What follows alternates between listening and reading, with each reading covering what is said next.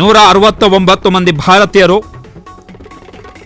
53 ಮಂದಿ ಬ್ರಿಟಿಷ್ ನಾಗರಿಕರು ಮತ್ತು ಓರ್ವ ಕೆನಡಾದ ನಾಗರಿಕ ಮತ್ತು ಪೋರ್ಚುಗಲ್ನ 7 ಮಂದಿ ನಾಗರಿಕರು ಸೇರಿದಂತೆ 230 ಮಂದಿ ಈ ವಿಮಾನದಲ್ಲಿದ್ದರು ಎನ್ನುವಂಥ ಅಂಕಿಅಂಶವನ್ನು ಏರ್ ಇಂಡಿಯಾ ಇವತ್ತು ಕೊಟ್ಟಿದೆ. ಮಧ್ಯಾಹ್ನ 12:10 ವಿಜಯ್ ರೂಪಾನಿ ಅವರು ವಿಮಾನವನ್ನು ಹತ್ತಿದ್ರು.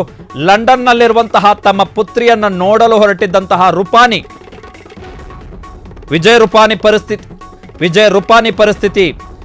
ರೂಪಾನಿ ಅವರ ಪರಿಸ್ಥಿತಿ ಏನು ಅಂತೇಳಿ ಈಗ ಅರ್ಥ ಆಗ್ತಾ ಇಲ್ಲ. ವಿಜಯ್ ರೂಪಾನಿ ಮಾತ್ರ ಅಲ್ಲ, ಅಲ್ಲಿ ಆ ಪತನ ಆದಂತಹ ವಿಮಾನದಲ್ಲಿದ್ದಂತಹ ಪ್ಯಾಸೆಂಜರ್ಗಳ ಸ್ಥಿತಿ ಏನು ಎನ್ನುವಂಥದ್ದು ಇನ್ನೂ ಕೂಡ ಅಧಿಕೃತವಾಗಿ ಹೊರಬಂದಿಲ್ಲ. ಬಟ್ ಫೂಟೇಜ್ ಅನ್ನು ನೋಡ್ತಾ ಇದ್ರೆ ಬದುಕಳಿದಿರುವಂತಹ ಸಾಧ್ಯತೆ ತುಂಬಾ ಕಮ್ಮಿ ಇದೆ. ಬಿಕಾಸ್ ಸುಟ್ಟು ಕರಕಳಾಗಿದೆ, ಏನು ಉಳ್ಕೊಂಡಿಲ್ಲ, ಅಲ್ಲಿ ಏನು ಉಳ್ಕೊಂಡಿಲ್ಲ.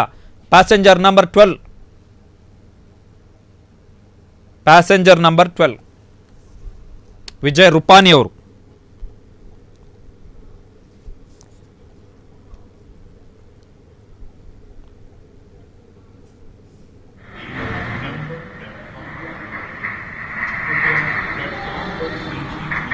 ಸೊ ಕಟ್ಟಡಕ್ಕೆ ಅಪ್ಪಳಿಸಿರುವಂಥದ್ದು ಇದು, ಹಾಸ್ಟೆಲ್ಗೆ.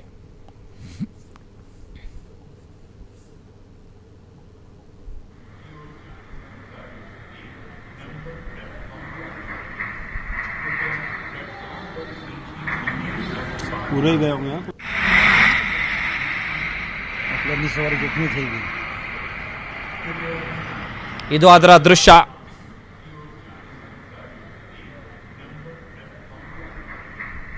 ಪತನ ಆದಂತಹ ದುರಂತಕ್ಕೀಡಾದಂತಹ ವಿಮಾನದಲ್ಲಿದ್ದಂತಹ ವಿಜಯ್ ರೂಪಾನಿ, ಗುಜರಾತ್ನ ಮಾಜಿ ಮುಖ್ಯಮಂತ್ರಿಗಳು ಆನಂದಿಬೆನ್ ನರೇಂದ್ರ ಮೋದಿ ಅವರು ಪ್ರಧಾನಮಂತ್ರಿ ಆದ ಬಳಿಕ ಗುಜರಾತ್ನ ಕಾರ್ಯಭಾರವನ್ನು ಆನಂದಿಬೆನ್ ಪಟೇಲ್ ಅವರಿಗೆ ಕೊಟ್ಟರು. ಆನಂದಿಬೆನ್ ಪಟೇಲ್ ಆದ ಬಳಿಕ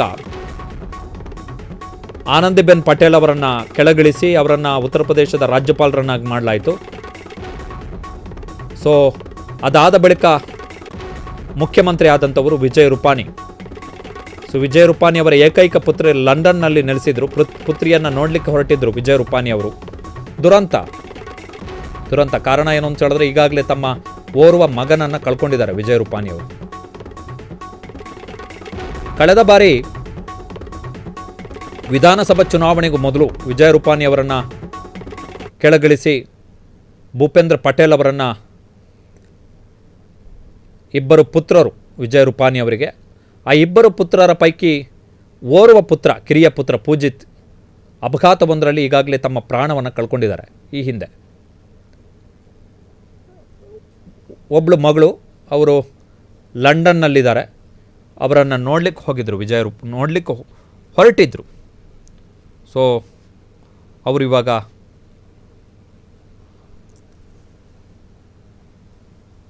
ಪ್ರಾಣವನ್ನು ಕಳ್ಕೊಂಡಿದ್ದಾರೆ. ಬದುಕಿಳಿದಿರುವಂತಹ ಸಾಧ್ಯತೆಗಳು ಕಮ್ಮಿ ಅಂಥೇಳಿ. ದೊಡ್ಡ ದುರಂತ ಇದು.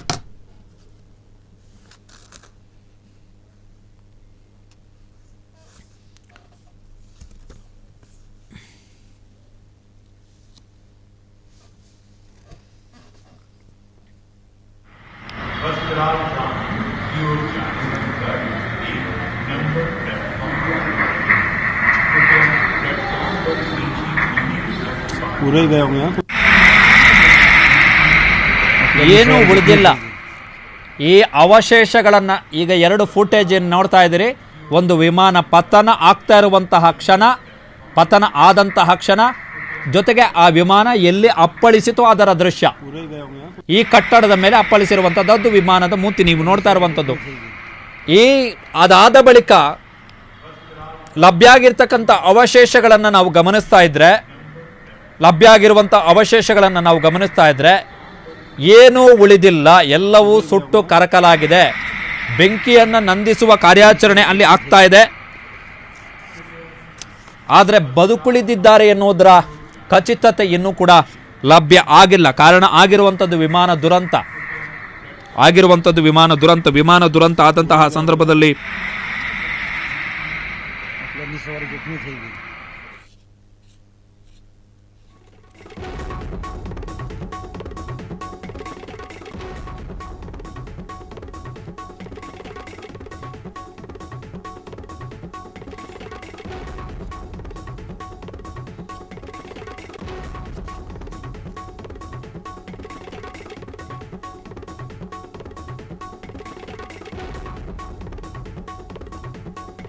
ಸೊ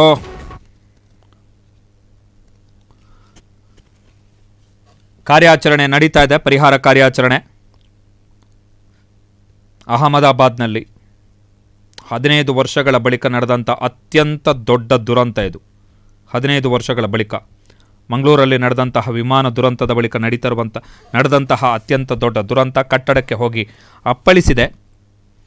ಕ್ಷಣ ಕ್ಷಣದ ಸುದ್ದಿಗಳಿಗಾಗಿ ಫ್ರೀಡಂ ಟಿವಿ ಸಬ್ಸ್ಕ್ರೈಬ್ ಮಾಡಿ, ಲೈಕ್ ಮಾಡಿ ಹಾಗೂ ಫಾಲೋ ಮಾಡಿ. ಹೊಸ ಸುದ್ದಿಗಳ ನೋಟಿಫಿಕೇಶನ್ಗಾಗಿ ಬೆಲ್ ಐಕಾನ್ ಮೇಲೆ ಕ್ಲಿಕ್ ಮಾಡಿ.